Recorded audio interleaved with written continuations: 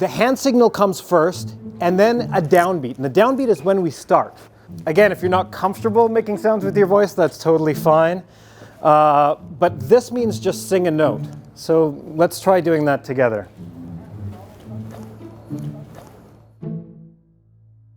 I think for me, sound is often talked about as the sense we pay less attention to.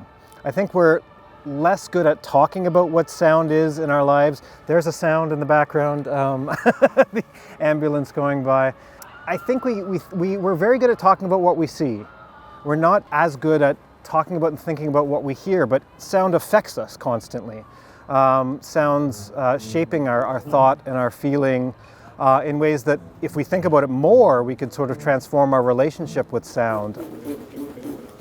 I like thinking about the ways that sound transforms us, the way that we're capable of transforming our relationship with sound if we are very attentive to the sounds around us. Switch back.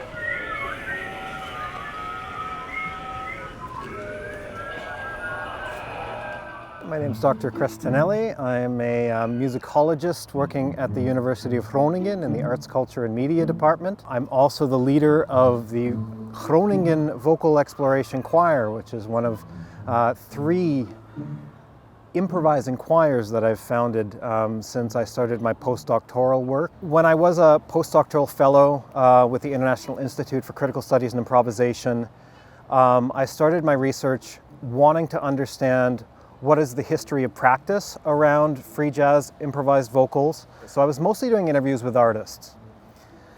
I met enough of them that had their own workshop spaces or choir spaces that I got to observe. I saw how transformative those spaces were for people, right? Giving people who might think of themselves as not talented singers the space to say it doesn't matter. And because I saw how transformative it was, I felt an obligation to create that space. So that's what started the idea, is the sense that I've been privileged, and so I need to create this space that benefits others because of that privilege. But what keeps me going is both that continued idea and the joy of just being in these spaces, right? The benefits that come to me of gaining this community of explorers. This means everybody else, so she's going to keep doing that, everybody else.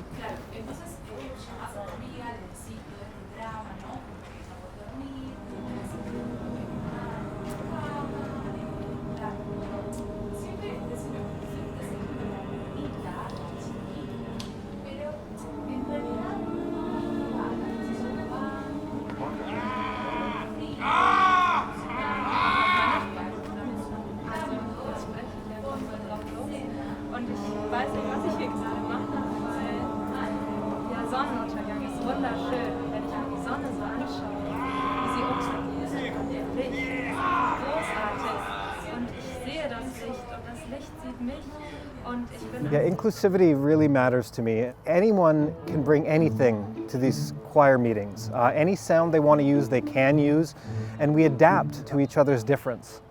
Beep. Doi. Beep. Doi. Beep. Doi.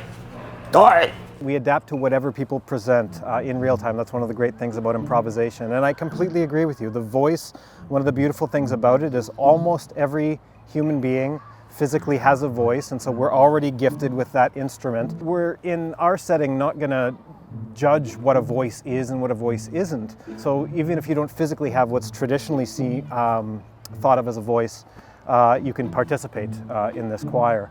Huh? Huh? Huh?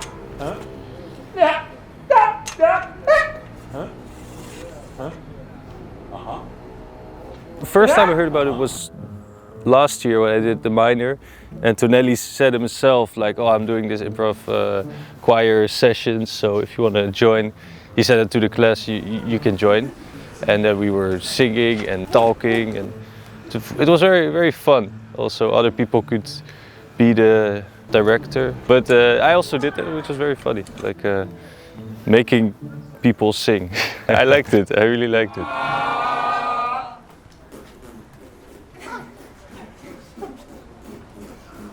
What does this sound like to you? Sorry? What does this sound like to you? Nice. Good. We can derive pleasure from sounds that are treated as noise by other people. And that's sort of one of the things that pushed me towards the choir. Is there's a lot of vocal sounds that people find not beautiful or not valuable that I find beautiful and valuable, and I want to redeem. I mean, it's like the leaf blower, so it's good the leaf blower guy is here as we're trying to do this interview. It is really an energizing process. The vocal practice of just letting yourself be free, letting yourself be open to whatever's coming to you, really listening and responding.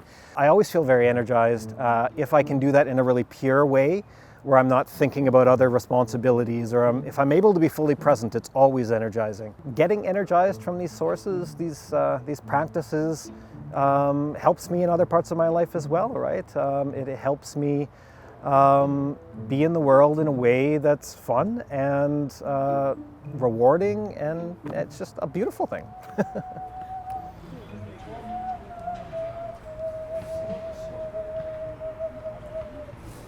Beautiful.